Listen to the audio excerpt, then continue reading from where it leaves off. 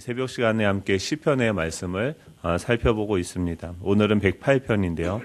이 시편 108편은 좀 특이한 구조를 가지고 있는 시편이죠. 1절부터 5절은 시편 57편 7절부터 11절에서 왔고, 또 6절부터 13절은 시편 60편 5절에서 12절의 그 내용을 후대 사람들이, 즉 57편은 이 다윗이, 둘 다 다윗이 썼던 그 찬양시인데요. 후대에 그 이스라엘 백성들이 그 두 곡을 편집해서 만든 이 찬송시예요.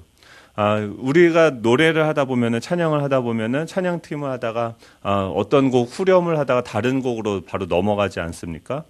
그것처럼 이 후대에 이 다윗이 쓴 편지, 이 찬송곡을 후대 사람들이 이 두 개의 시편을 합쳐서 하나의 노래로서 부르는 그런 찬송가와 같은 그런 시편이죠. 57편은 이 앞에 나온 1절부터 5절을 인용한 57편은요, 다윗이 이 사울을 피하여 굴에 있던 그 환난 날에 지은 시다라고 이야기를 합니다. 그리고 그 뒤에 있는 60편은 이 에돔을 물리친 승리의 날에 지은 시다라고 얘기해요. 처음에는 이 환난 날에 그 다윗이 그 사울의 공격을 피하여서 굴에 숨어서 그 환난 날에 아무것도 보이지 않는 그 깜깜한 현실 가운데 찬양하던 그 찬양에서 무엇으로 이어지냐면은 승리의 찬송. 마치 1절을 부르다가 다른 곡 후렴을 이어서 부르는 것과 같은 식인 거죠.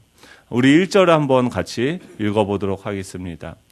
읽습니다. 시작. 하나님이여 내 마음을 정하였사오니 내가 노래하며 나의 마음을 다하여 찬송하리로다. 아멘. 지금 시인은 뭐라고 이야기하고 있습니까? 하나님이여 내 마음을 정하였습니다 라고 이야기를 합니다. 지금 처음에 이 시편 57편을 기록할 때 이 다윗은 어디 있어요? 이 사울을 피하여서 이 굴에서 환난 날을 당하고 있는 거죠. 밖에는 그 사울이 자신을 죽이기 위해서 엄습하는 그런 두려운 현실들이 현존하고 있고, 또 굴 안에서는 캄캄한데 아무것도 보이지 않는데 다윗은 아는 거죠. 하나님의 약속의 말씀도 알고 자신의 피부로 느껴지는 이 죽음의 엄습한 그 현실도 아는 거죠. 이 두 가지 사이에서 왜 마음을 정했다라고 이야기합니까? 지금 마음이 흔들리고 있다라는 거예요. 머리로는 아는데 하나님의 약속, 하나님이 나에게 기름을 부으셔서 내가 왕이 될 것을 알아요. 나의 그 규가 영원할 것이다라고 하나님이 약속하셨어요. 그 약속의 말씀이 내 삶에 있는 것이죠. 그런데 동시에 무엇이 존재합니까? 이 사울이라는 그 대적이 나를 죽이려고 하는 그 현실도 공존하고 있는 것이죠. 그런 상황 속에서 이 눈에 보이는 죽음이라는 현실과 또 영원한 생명이라는 그 약속의 말씀, 그 사이에 끼어서 이 다윗은 무엇을 했다라고 얘기해요? 하나님이여 내 마음을 정하였습니다라고 이야기하는 거죠. 지금 상황이 그런 상황이에요. 우리는 어떻습니까? 우리도 그렇죠. 우리가 머리로는 다 알죠. 하나님의 말씀을 다 알아요. 하나님의 자녀가 되었고 영원한 하나님의 나라에 대한 소망이 우리에게 있는 것을 알죠. 그럼에도 불구하고 계속 이 현실을 살아가다 보면 또 우리 자녀나 남편이나 여러 가지 어떤 문제들을 우리가 마주하게 되어졌을 때, 직면하게 되어졌을 때 우리 마음이 그 바람 앞에 놓여진 그 촛불처럼 흔들릴 때가 있다라는 거죠. 지금 이 시편의 노래를요, 이 원래는 57편은 다윗이 이 노래를 한 거잖아요. 근데 이 후대 사람들은 왜 하필 이 찬양을 가지고, 이 시편을 가지고 노래하고 있을까요? 똑같은 상황인 거죠. 그들은 여전히 그런 두려움이 있는 거예요. 다윗 자신의 조상이었던, 선조였던 그 다윗 왕의 그 상황들을 말씀을 통해 읽으면서 그가 처해진 현실을 바라보면서 지금 이 1절을 보면은 이들이 어떤 군대들에게 둘러싸여서 하나님이 자신들과 함께하지 않는 것 같은 그런 상황들을 경험하고 있는 거죠. 하나님의 부재를 경험하고 있는 것이죠. 그랬을 때 지금 이 후대의 사람들은 무엇을 했습니까?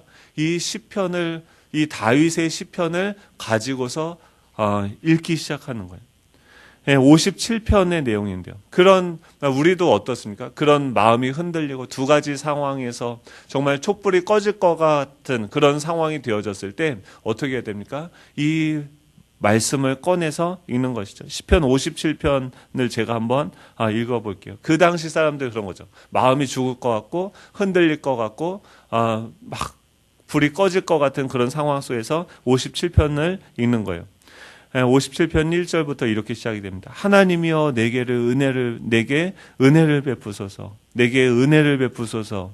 내 영혼이 주께로 피하되 주의 날개 그늘 아래에서 이 재앙들이 지나가기까지 피하리이다 라고 이야기합니다. 지금 이 시편 57편에서요. 인용한 내용은요. 이 7절부터 11절이에요. 그런데 1절부터 계속 뭐라고 합니까? 하나님 내게 은혜가 필요합니다. 하나님 내가 지금 주님께 피하는데 내 영혼이 주님께 피하는데 주님의 날개 그늘 아래서 이 재앙들이 지나가기까지 피하리다라고 이야기하는 거죠. 그 말씀을요 지금 읽는 거예요.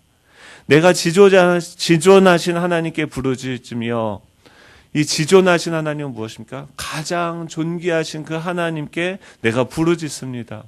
곧 그 하나님은 어떤 일을 하십니까? 곧 나를 위하여 모든 것을 이루시는 하나님께로다라고 이야기하죠.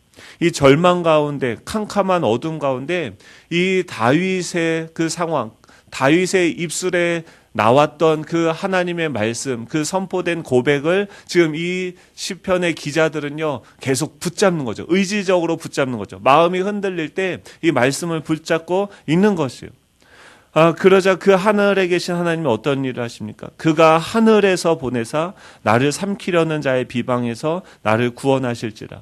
하나님이 그의 인자와 진리를 보내시리로다. 내 영혼이 사자들 가운데서 살며 내가 불사르는 자들 중에 누웠으니 곧 사람의 아들들 중에라. 그들의 이는 창과 화살이요 그들의 혀는 날카로운 칼과 같도다. 처음에 이 시편을 읽을 때요, 이 사람들의 그 심령이 어떻습니까? 완전히 어두운 거예요. 아무것도 보이지 않고 죽을 것 같고 사방에 다 모든 것이 나를 둘러싸서 애워싸서 꼼짝달싹도 할 수 없어요. 어디로도 갈 수도 없는 거예요. 피할 수도 없는 거죠. 사방이 다 막혀 있을 때 우리가 찾아가야 되는 것은, 기억해야 되는 것은 무엇입니까? 하늘이죠. 내 머리에 사방은 다 막혔지만 하늘은 열려 있는 거예요. 그 하늘을 향해서 어떻게 나아갑니까?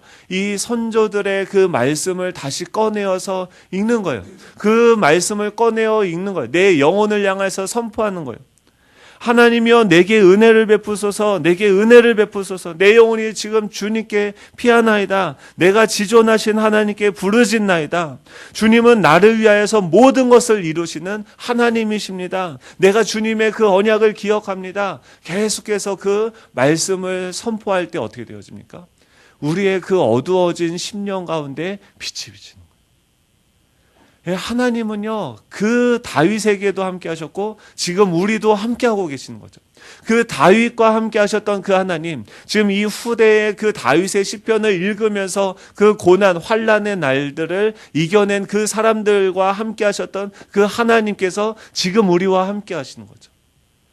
그리고 그 말씀을 우리가 읽음으로 우리 영혼 가운데 선포하게 되어졌을 때 어두움 가운데 빛이 있으라 하셨던 그 말씀이 비침에 빛이 이루어지는 것처럼 그 모든 어둠의 질서들이 다시 질서를 잡고 그 안에 공허함과 그 흑암과 그 결핍되어져 있는 요소들 가운데 채워지고 질서가 새로 세워지는 것을 경험했던 것처럼 하나님은 우리 가운데 일하시는 거죠.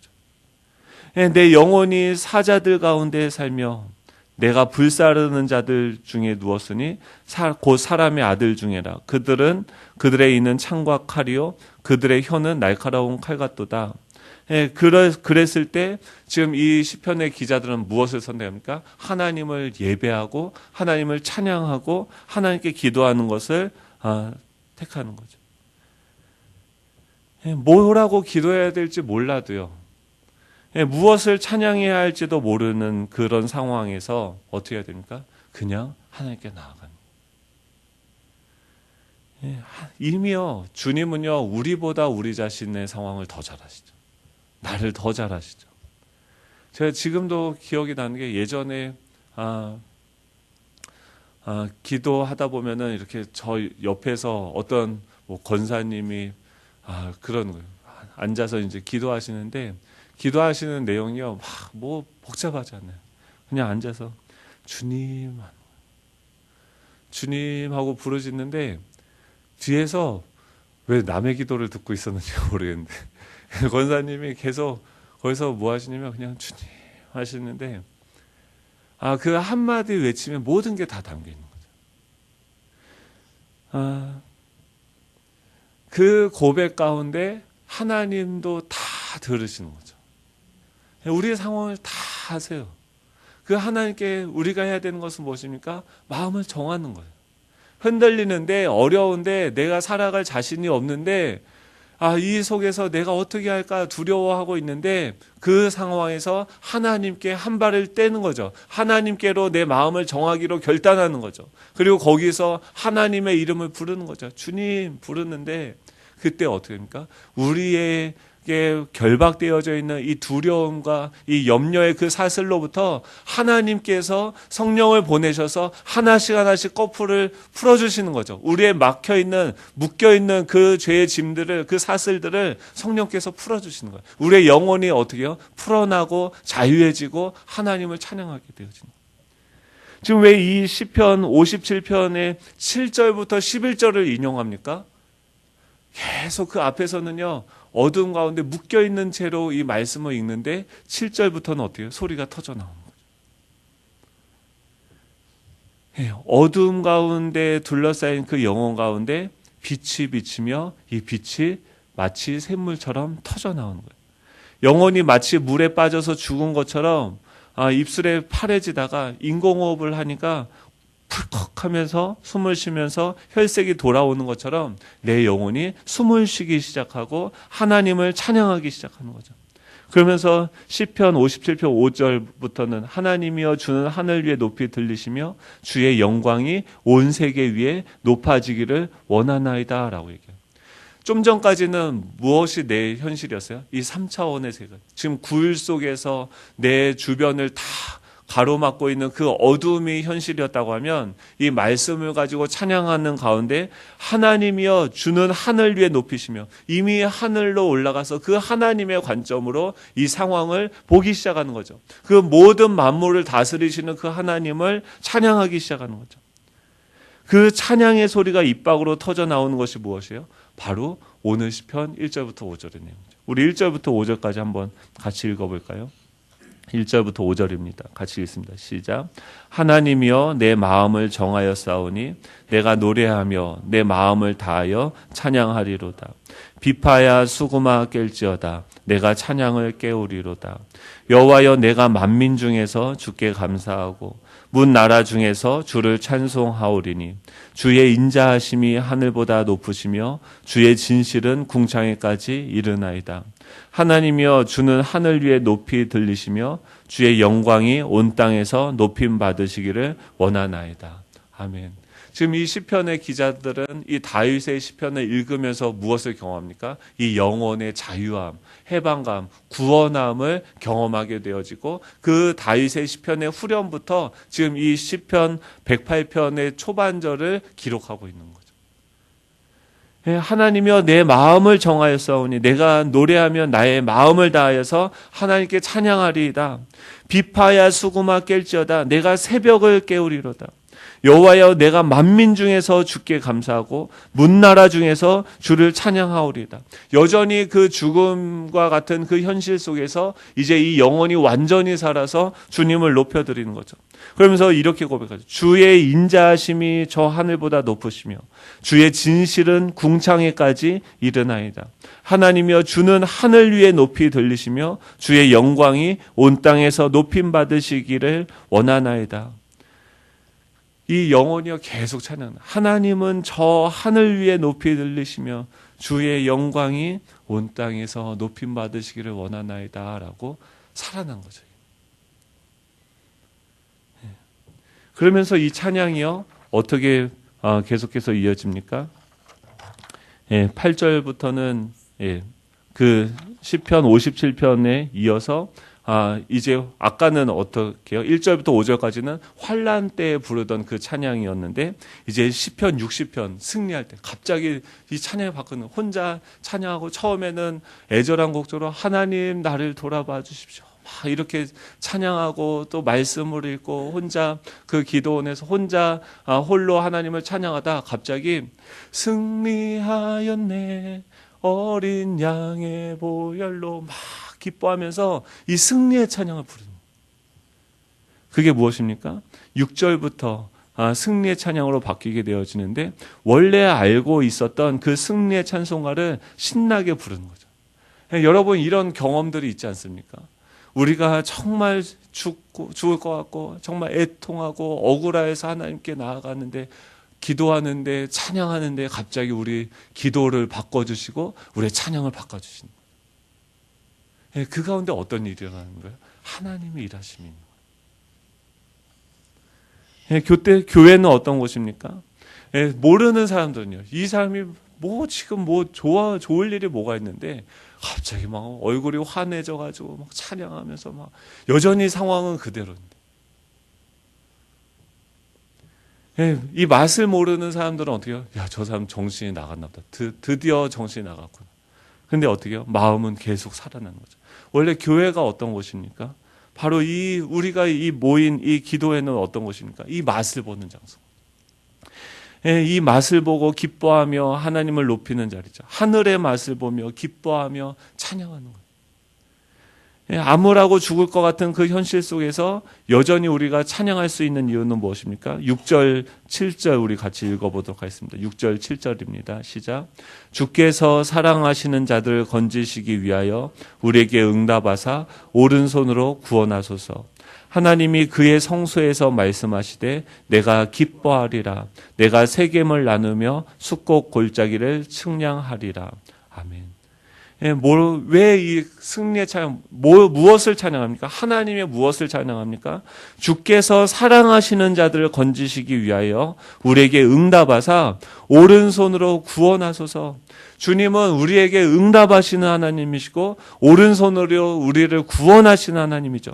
그 하나님이 지금 성소에서 우리에게 말씀하시는 거죠. 남들은 알지 못하는 그 은밀한 골방에서 하나님이 나에게 말씀하시는 거예요. 내가 너희를 기뻐한다. 내가 세겜을 나누며 숫곡 골짜기를 측량하리라 라고 이야기해요. 그 말은 뭐냐면 이 세겜은 무엇입니까? 이 요단강을 중심으로 두었을 때 요단강 서쪽 지역의 대표적인 곳이죠. 또 이 숫곳은 무엇입니까? 요단강 오른편을 이야기하는 거예요. 그러니까 이 사람들이 처하고 있는 그 요단강 좌동서로 그 모든 땅을 하나님께서 붙잡고 계시고 그 땅을 측량하시며 나누어 주시는 그 하나님께서 지금 나를 기뻐하시며 또 우리에게 구원의 그 오른손을 드시고 우리를 건져주신다라는 것이 그들의 찬양의 고백이었던 거죠. 지금 내 현실은 이렇다 할지라도 주님께서는 그 오른손을 들어서 나를 일으키시고 나를 회복시키실 것입니다 라고 하면서 다시금 그 마음이요 절망에서 무엇으로 바뀝니까? 소망으로 바뀌고 희망으로 바뀌고 좌절해서 주저앉았던 그 영혼이 다시 일어남을 경험하는 거죠. 그러면서 8절 9절 계속해서 읽겠습니다. 8절 9절입니다. 시작. 길르앗이 내 것이요 므낫세도 내 것이며 에브라임은 내 머리의 투구요 유다는 나의 규이며 모압은 내 목욕통이라. 에돔에는 내 신발을 벗어 던질지며 블레셋 위에서 내가 외치리라 하셨도다. 아멘. 지금 이 사람들은요 두려워하고 있었던 대상이 있어요. 그게 모압일 수도 있고 에돔일 수도 있고 블레셋인 거죠. 그들의 오랜 원수, 그들 안에 있는 오래된 문제죠. 오래된 그들을 계속해서 두렵게 만드는 그들의 연약함이었던 거죠. 그런데 그 오랜 원수 모압과 에돔과 블레셋이 지금 자신을 두렵게 하는 그 존재와 그 사건을 보는 관점이 변화되어지는 거죠. 뭐라고 고백을 합니까? 모압은 하나님의 목욕통이다. 에돔에는 하나님의 신발을 벗어 신발장이라는 거예요. 야, 전에는 그게 너무나도 커 보여서 나에게 두려움이 되고 내가 절망스럽게 되어졌는데 거기는요 하나님 이 신발을 던져서 놓게 되어지는 그 신발장밖에 안 되는 거죠. 이 블레셋 위에서 그 블레셋의 그 골리앗을 생각해 보십시오. 얼마나 장대하고 거인족입니까? 그런데 그 위에 서 계시는 그 하나님이 보여지기 시작하는 거죠. 이들은요, 그냥 그곳에서 하나님을 찬양하고 예배했을 뿐인데 그 상황을 보는 관점이 완전히 바뀌게 되어진 거죠. 그 두려움의 대상이 전에는 그들이 거인과 같고 나를 둘러싸 나를 이길 것 같았지만 이제는 내 밥으로 보이는 거죠. 이 다윗이 불렀던 그 승리의 찬양이 곧 나의 찬양으로 변화되어지는 것입니다. 그러면서 10절, 13절 이렇게 고백을 합니다. 같이 읽습니다. 시작. 누가 나를 이끌어 견고한 성읍으로 인도해 드리며 누가 나를 애굽으로 에돔으로 인도하였고 하나님이여 주께서 우리를 버리지 아니하셨나이까. 하나님이여 주께서 우리의 군대들과 함께 나아가지 아니하시나이까. 우리를 도와 대적을 치게 하소서. 사람의 구원은 헛됨이니이다. 우리가 하나님을 의지하고 용감히 행하리니 그는 우리의 대적들을 밟으실 자이심이로다. 아멘. 이 시편 한 편에 지금 이 결론과 같은 10절부터 13절은 무엇을 합니까? 이제는 그 두려움의 대상이었던 그곳을 향해서 이 시편 기자는 어떻게 해요? 하나님과 함께 나아갈 것을요. 하나님, 내가 이제 그거 두려워서 주저앉고 피하고 하는 것이 아니라 하나님, 내가 그게 두려워서 내 주변에 있는 사람들을 자꾸 눈에 들어오고 그들을 의지하려고 했었는데 그들의 그 상황을 해결하기 위해서 어떤 인간적인 방법들과 또 계략들을 짜려고 했었는데 하나님, 그런 것들이 아무렇지도 않게 돼요. 아무도 나를 도와주지 않는다 할지라도 지금 무엇이 보이는 거예요? 영적인 현실이요. 하나님이 나와 함께하고 계시고 그 하나님께서 우리의 대적들을 밟으실 것이다. 우리가 하나님을 의지하고 용감히 행하리니 그는 우리의 대적들을 밟으실 자이심이로다. 주님, 우리가 그곳을 향해서 나아갑니다. 주님, 나를 보내주십시오라고 이야기하는 거죠. 이 예배는요, 우리의 마음을 살릴 뿐만이 아니라 그 죽어있는 영혼들을 향하여서 이 땅에 묶여져 있는 똑같은 그 어둠을 향하여서 빛으로 나아갈 수 있는 힘을 주는 것이죠. 이 다윗이 처음에 경험했던 그 혼란이요, 혼돈의 시간이요, 그 어려움의 시간이 어떻게 합니까? 나중에 있는 사람들을 살리는 거죠. 그리고 그 사람들이 그 말씀의 바톤을 이어서 그 상황을 극복하였던 그 말씀이 시편 108편을 통해서 어디로 선포되어집니까? 지금 우리의 현실 가운데 다시 선포되어집니다. 그런데 우리가 기억해야 되는 것은 무엇입니까? 다윗에게도 함께 하셨던 그 하나님.